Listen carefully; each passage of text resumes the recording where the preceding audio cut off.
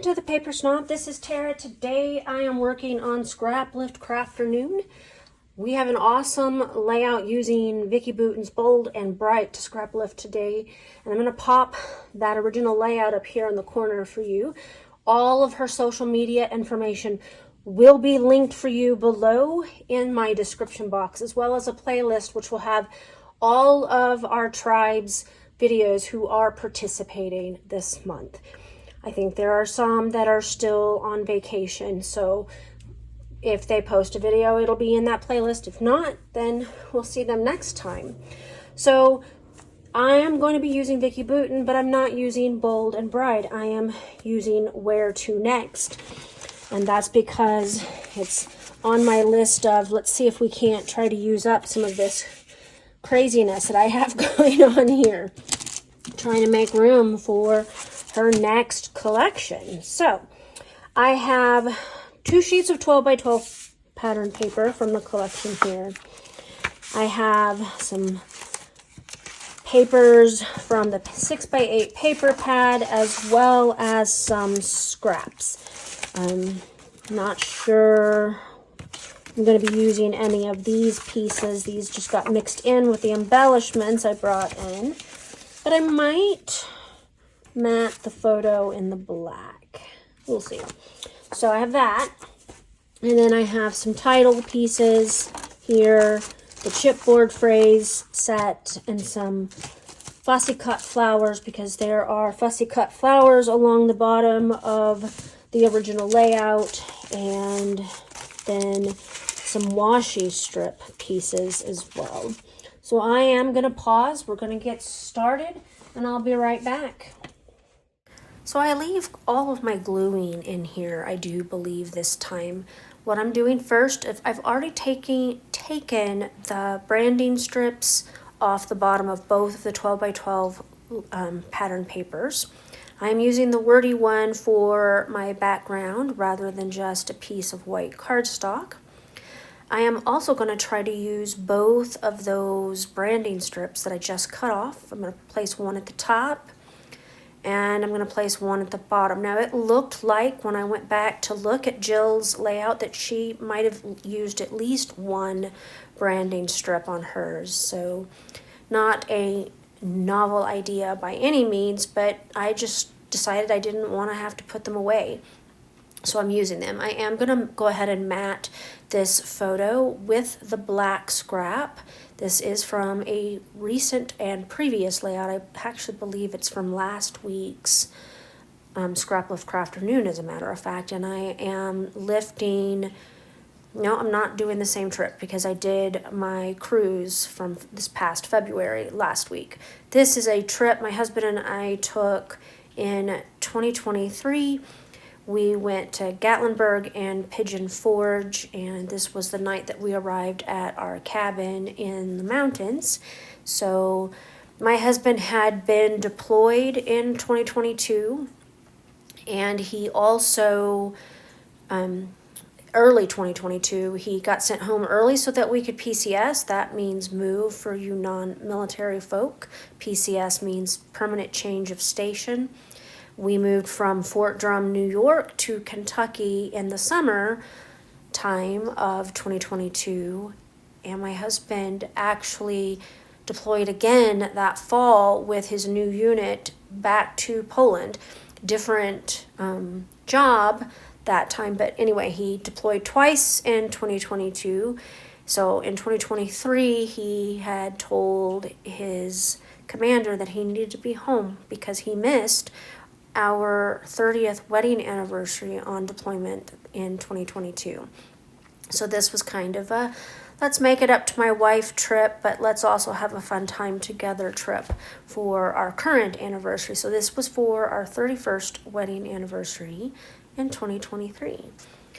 And I cut down 2 of those 6 by 8 pieces of paper. And then you saw that I put the washi tape, that striped bit, on white cardstock. I do that because I don't like the look of when you use washi on a darker piece of paper, how it actually sticks through, or you can see through it. So I always stick it on white cardstock. It was just a scrap that I had laying around.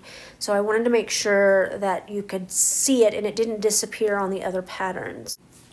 I also decided that I was going to ink the edges of my papers, mostly because I felt like they were disappearing just a little bit, and I know that adding either some pen doodling or stitching, which is what I normally reach for, but inking is an easy way to do this as well. And I'm just using my Black Soot Distress Oxide ink pad. It's actually one of my favorite blacks for this sort of thing. I love how smooth the oxide does when you ink with it, so I chose the oxide rather than the regular distress ink.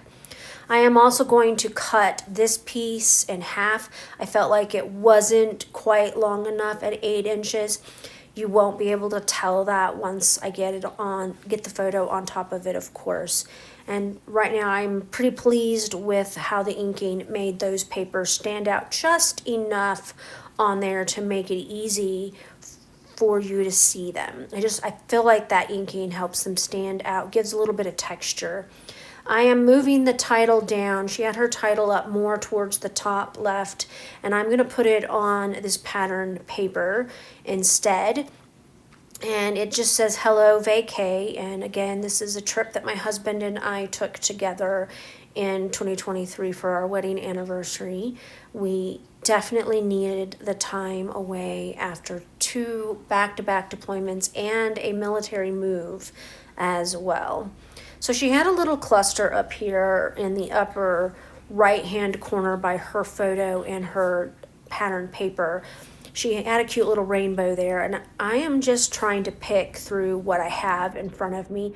I know I have rainbows probably close by, but I just decided I was going to use the leafy bit from the Puffy Phrase sticker set, and then I'm going to use a couple stickers up there as well to make my embellishment cluster. I am also adding 2 of the chipboard phrases down there because I felt like they went very well with what I was trying to say with this layout. I am also going to add a tag with some journaling. As far as my scrapbooking goes, I like to have journaling on my pages. And so that was just my way of getting it on there, and I'm putting it below the title, which you will see here in a little bit. I also added a sticker that says noted. That's going to get moved down lower. It's going to get moved down by where the other 2 phrase stickers are. So now I'm going to go ahead and start the process, and I'm a little bit off camera. I'm sorry about that. I didn't realize that. But I'm starting the process of putting these fussy cut flowers. I had already had these flowers fussy cut from previous layouts from this collection. Usually what I like to do if I'm fussy cutting from a collection is I like to go ahead and stick or cut the whole sheet and then stick them in little envelopes. And so that's kind of what I had done here. Now I know that I have my flowers are going off the edge there. There is a method to my madness. I know that I don't technically have enough flowers in my fussy cut little bag. I think I end up with just one really large one left over.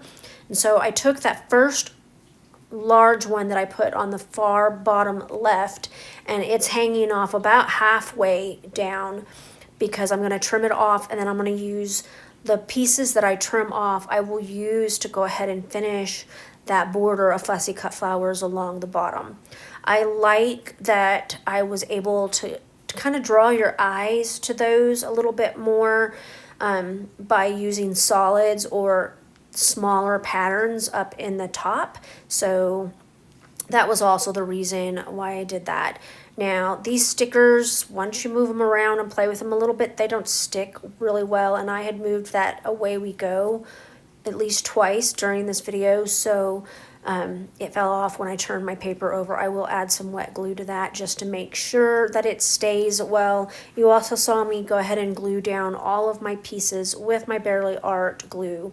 And now I'm just kind of filling in the rest of this border down at the bottom with the pieces that I cut off. I'm also taking some of the little pieces like this little black floral leafy bit, and I'm sticking it over on the other side, just so that it doesn't get thrown away. I have that little tiny piece up there in the corner. I don't think I'm going to use that at all. There, I glued down the rest of that sticker, just making sure that they stay. I'm having a little bit of trouble getting that chipboard piece to stay, but otherwise, I'm pretty happy with the way that this has turned out so far.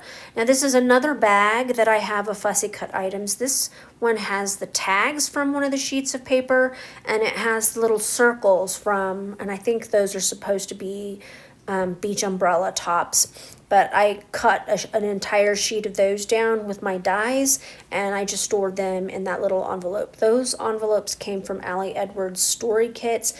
I'm not sure if she still sends her story kits in those little plastic envelopes, but I save them and I use them for stuff like this all the time. You'll find them in a lot of my collections in my stash. Okay, I got this layout done. I am pleased with it.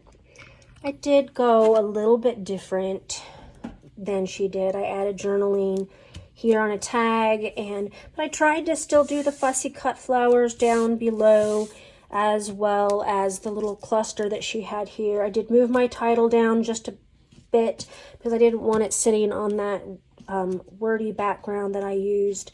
I also added in 2 of the zip strips or branding strips, whichever you choose to call them. But all in all, I think I stayed fairly true to her layout. I'm really pleased with how it turned out. Please make sure that you check that description box below for her social media. Also check out that playlist below so that you can see what all of the rest of my tribe members do with this beautiful layout. You cannot go wrong with Vicki Boutin stuff. Her stuff is always amazing. It's amazing to work with. And I'm glad that I was able to do a relatively quick layout in about 20 minutes. So I hope that you guys have a great rest of your Sunday. Bye.